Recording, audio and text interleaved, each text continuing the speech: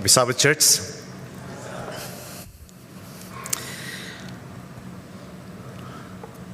This past week might be, too much for some because of these things going on in our lives. I'm so happy because, I see the Sige family here who is still grieving for the loss of their loved one, Sister Emma. I also see Sister Senya, who also lost her sister, is going to have a memorial service tomorrow. So if you're free tomorrow, please come. I believe all the details of the service is available on Facebook. Then I also heard from them that brother or Elder Ruben's brother also passed away in Hawaii. Wow. A lot of things going on. And not only that, with all these things going on in politics, in our world, that's why after seeing and hearing all of these things, folks, we're so glad because there's Sabbath, where we can pause, take a break from all of these things, silence our soul, and just focus on God. And that's what we're going to do today. The title of my sermon is The Longest Journey of Faith. The Longest Journey of Faith.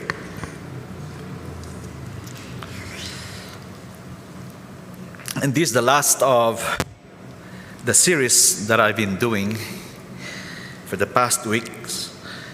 And and I hope that you're ready to study with me. And if there's anything that is taking your attention from being fully present in the presence of God, I would like to request you to take it away. It might be a cell phone, it might be a thought, it might be your neighbor who is talking, Let's focus and just enjoy in the presence of God. Now let me start with these questions. Can someone follow God's teachings logically while lacking an emotional connection with Him? Is it possible? Is it possible to follow God that way? You're following God because you know that is the right thing to do. But yet, deep inside, emotionally, you are not connected to Him. And the second question is, will God judge us in the end based on our obedience to Him or based on the relationship that we have built with Him? Let us have those questions ring in our mind as we go on with our study today. There's a saying that the longest journey of faith is the 12 inches distance from head to the heart. Have you heard of that saying? The longest journey of faith is the journey between our head and our heart, which is only 12 inches. The reason for that is because many people is having a hard time to move from head to heart. Let me tell you a story. Back in the Philippines, before coming to the United States of America, I took CPE. CPE stands for Clinical Pastoral Education. And the goal of this program is for us to be able to identify all those unsettled issues in our life. So what we did, since the setting is in the hospital, it was the Philippine Heart Center. I don't know if you're familiar with this place. The 9th floor is the penthouse that Imelda Marcos built for her family, and it is a beautiful place. That is where we were. That is our quarter, So During this program, in the morning, we were assigned to different wards, in which each of us, all the participants, will have to talk to different patients, primarily those pre-ops patients. Pre-ops, like those who will have a surgery the following day. And while, during this conversation, of course, we're going to be talking to different patients. And one of the conversations, we have to remember and make a verbatim of that conversation. From the time that we enter the room until we get out of the room. We have to remember everything and we have to write it down. And once we have written it down, we have to bring it to the class where we are going to process it through the help of our instructor. That was a beautiful experience. But one thing that you would, if you are in that group, one thing that you would hear that being repeated again and again is the question, how do you feel? How do you feel? Because the thing is, as we read this, this experience that we have verbatimly, we are talking about what happened and what transpired during this conversation, but yet our instructor was basically more interested on what we feel. That's why she would always ask this question, how do you feel about it? After you said this statement that you entered and you observed this person, lying down on the bed. After you said it, she would ask this question, how do you feel about it? After you saw this person, the patient who was going to have a surgery the following day, laying down on the bed, how did you feel about it? And one thing, to my surprise, that I found out about myself was, it's hard for me to move from my head to my heart. It's hard for me to identify that feeling, And as I try to prepare this sermon, this thing came back. This experience came back. Because I am not the only one who is having a hard time to move from head to heart, but I do Bible studies. Even in our Bible studies, I ask the same question. How do you feel personally about this text? I ask that question. How do you feel personally about this text? And oftentimes that person, or a lot of them, would operate on the head level rather than operating on the personal level. And I can't blame them because I also have the same problem, We operate on the surface level without digging deeper with our emotions. So as I try to look at that, I try to look back. What happened? What led us to this? And it led me on the 17th to the 18th century with this big thing that happened in the history of humanity called the Enlightenment. I don't know if you're familiar with this. The Enlightenment. It was actually an intellectual movement that emphasized reason, science, individualism, and skepticism of tradition. There are different thinkers like, Descartes, Voltaire, and Kant, and they argued for rational thought, personal freedom, and empirical evidence over religious dogma. Of course, you can argue that these things, led to a lot of great things after this. But if you try to compare the pre-enlightenment and the post-enlightenment, you can see a big difference. Because in the pre-enlightenment, they meditate a lot. Of course, this is a very broad thing. They meditate a lot. They focus on traditions, focus on community, they focus on emotions, they focus on intuition of love.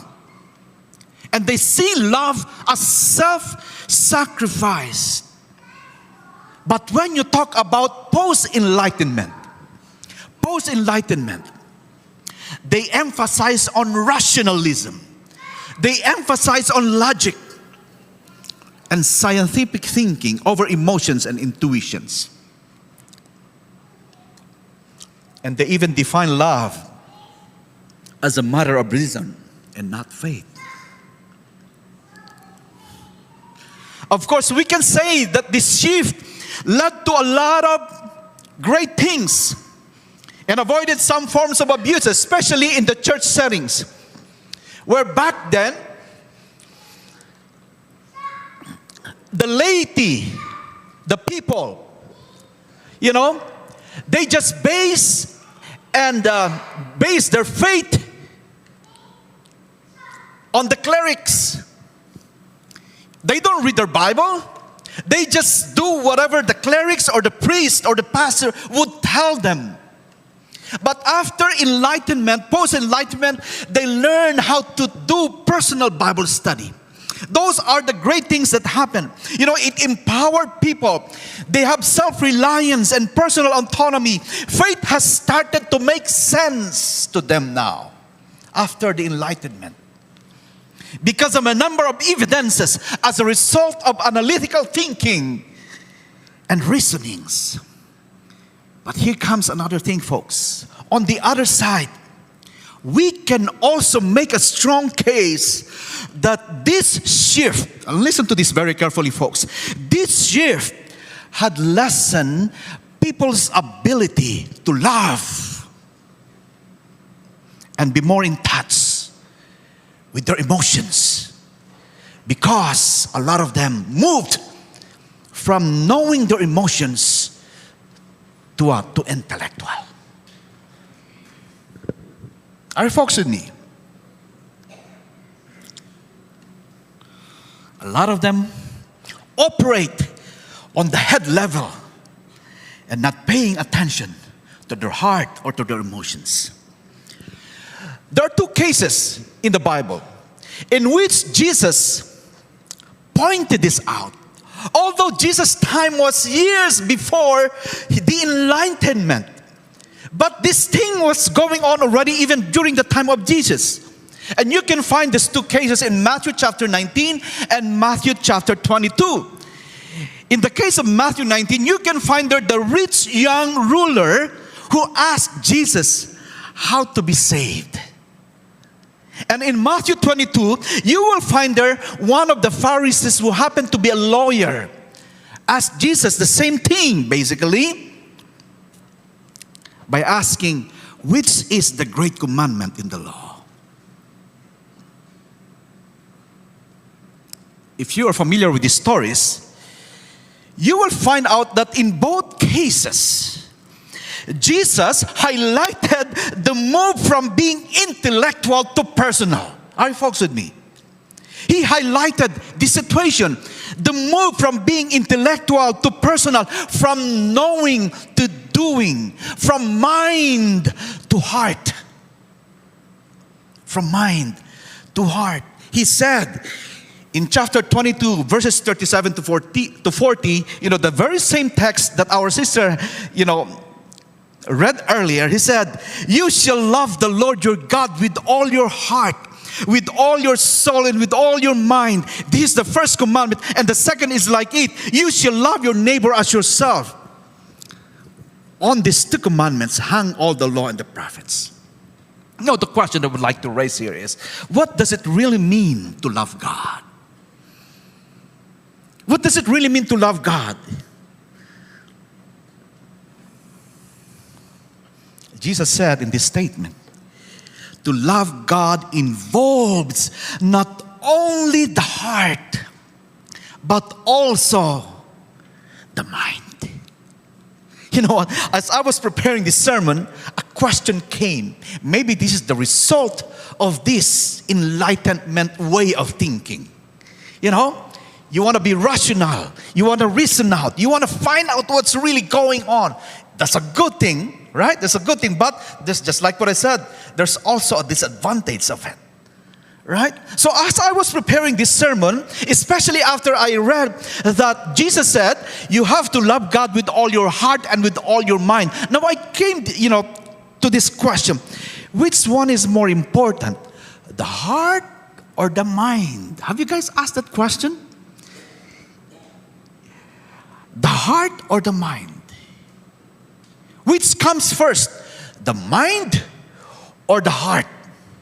Especially, if you go throughout the Bible, you can find there the importance of having wisdom. In which God says, if you lack wisdom, you should ask. Because wisdom is very, very important. Of course, you have to know where your faith is grounded, right?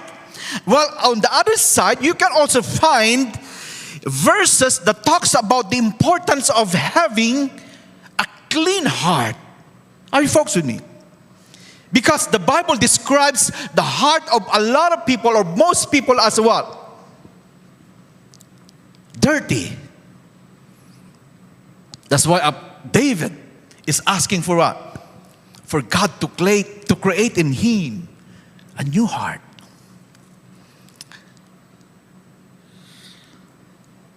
Going back to the question, which controls more? Is it the heart or the mind? I know we have a lot of people that works in the medical field here. This is not my field. But I was so intrigued, because this is basically a common knowledge that, whatever the mind receives or perceives, it starts always with the mind. And whatever the mind receives or perceives, the mind sends a what? A signal to the heart, and the heart would react. Right? That's, we have doctors say that's how this basically operates, right? The mind would receive signals, would receive something or perceive something, and would send a signal to the heart, and the heart would what? React.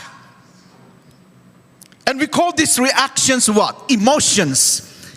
And when you talk emotions, it could be joy, it could be excitement, it could be fear, it could be sadness. Right? That's how it operates. But my question is, can the heart operate on its own?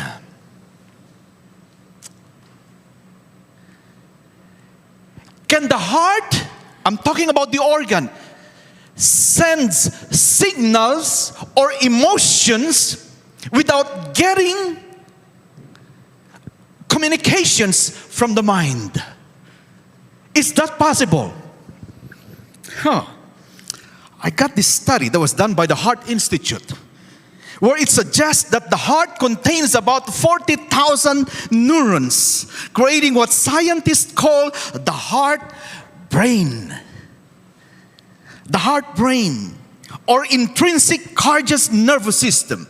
This research shows that the heart sends more signals to the brain than the brain sends to the heart. Wow! Maybe this is something new to some, but for me, this is new thing. Right? This is a new thing, right? This means that the heart can influence our emotions without getting communications from the mind.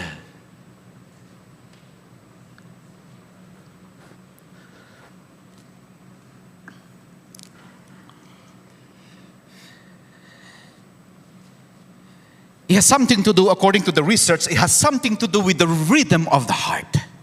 They argued that certain rhythms of the heart lose the brain's ability to function well. To function well. That's why you can say that poor health can contribute to this. If you have poor heart, as you grow older, we experience that. The heart doesn't function well, especially if you're not taking care of your body. It can affect your reasoning, right? It can affect your reasoning. Well, the appeal to break it down and use science is so intriguing, right? Especially for those of you who are into science, to the medical field. But here's the thing, folks. Separating the heart and mind in Scripture fails to reflect how the people in the Old Testament and the Bible times understood this concept during the times. You cannot separate it, right? Because when the authors of the Bible talk about heart and mind, what they meant is the person's whole being, not the organs. Not the organs. That is why Jesus, when he addressed the lawyer, the Pharisee, he clarified it by saying, to love me is to love me with all your heart. And he involved the word soul and your mind, which is equivalent to what? Our whole being. It doesn't only involve the intellectual aspect of our life, but also the emotional aspect of our life. Now, going back to my question, is it possible to know God and follow Him while not loving Him? Yes. And a lot of people are like that. As a result of this enlightenment, post-enlightenment effect, operate on this level without having the emotions involved. But if you can look at the difference, people that follow Him intellectually only goes with the routine, but has never experienced being intimate with God. They do all the things that the scriptures say because they knew that that is the right thing to do. They go with the routine. They do Bible study, they pray, they give tithes, they love people and all of this stuff, right? But when you talk about those people who love God as a result of their searching intellectually, they spend more time with Him, right? A good illustration of this is when you fall in love. Especially your first love, the first time you fall in love, right? The first time you had your sweetheart. Let's try to go back to that experience, folks. What do you want to do? What did you want to do during the time that you had your first love? Of course, you want to spend time with this person. You want to see this person all the time, right? I remember the time I was in Nagaview. It was a boarding school. I would go to the girls' dormitory early in the morning, to fetch her, and all two of us would go into the cafeteria and eat together. And once we're done eating, I would take her back to the girls' dormitory, right? And go home to the boys' dormitory. It was a lot of walking, but it's okay. Then I would go to school, to my class. It's not, it's just one school, one campus. And as soon as I'm done with school, I'm going to go back to the girls' dormitory, pick up my sweetheart. Two of us will go back to the cafeteria, eat again. We would hang out there for a little bit. Then after that, I'm going to go with her back to the girls' dormitory. After I drop her off, no cars, I'm going to go back to the dormitory, take a little nap, go back to school, and during dinner time, I would do the same thing, same routine. And I never get tired of doing it because what? I'm in love with this person.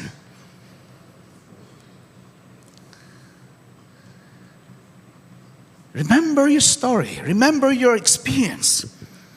And the first time you get in love. Talking about people who were really in love with God in the Bible. A good example is David. This is what he said in the book of Psalms. As the deer pants for streams of water, so my soul pants for you. My God, my soul thirsts for God, for the living God.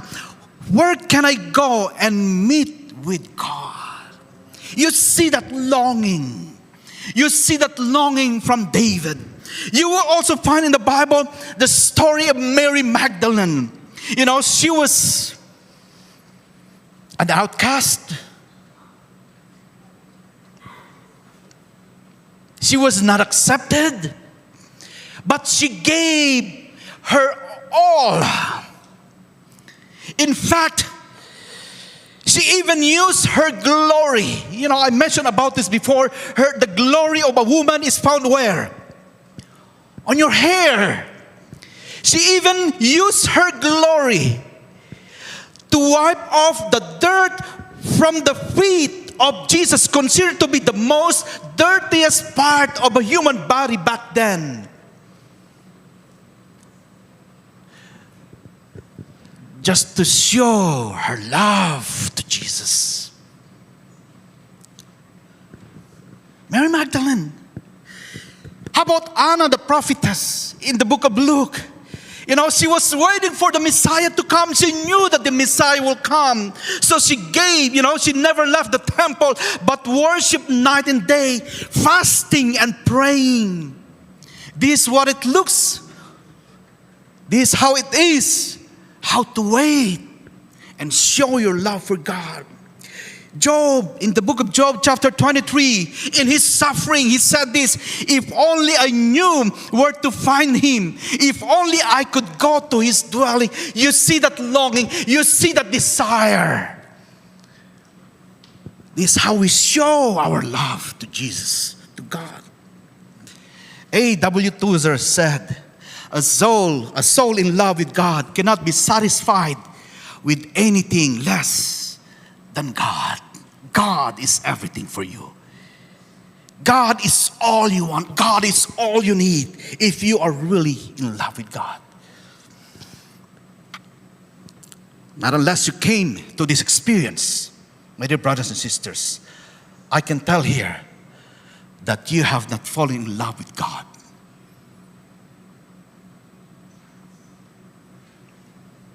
And of course, secondly, falling in love with God means loving others. There's a reason why Jesus mentioned this. Because whatever we do, he's in the Bible, whatever we do, Jesus said, to the least of this, you are doing it for myself. That's why loving others is connected to loving the Lord. Now maybe you're asking, how come I am not there yet? Maybe you're saying, I want to be in love with God. I want to follow Him completely. But how come I am not there yet? Have you guys thought of that question? How come I'm not there yet? How do I get there? How come I don't feel that type of love towards Him? And here's my answer to that question. Maybe, listen to this, folks, maybe your focus is more on being obedient to Him rather than being in a relationship with Him. You guys see the difference between that?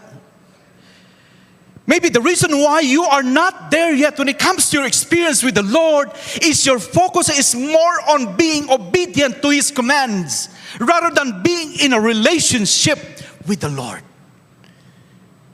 Because you operate on this level rather than operating using your emotions. I'm not saying to separate it. What I'm saying is to use both. Because it is very, very possible for someone to just follow the Lord because you know that is the right thing to do, but yet deep inside you are emotionally away, miles away from the Lord. Strange approach, folks. Don't just follow Him because of your desire to be obedient to Him, but build that relationship with God. And obedience will just come out naturally. Can you say amen? It will just come out naturally. You don't have to force yourself to do it. Because you're doing it out of love. You're doing it out of love. Just like what I said.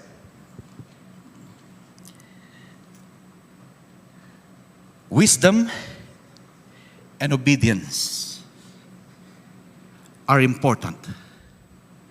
But when it comes to the Lord, what matters most for Him is a relationship that we can build with Him.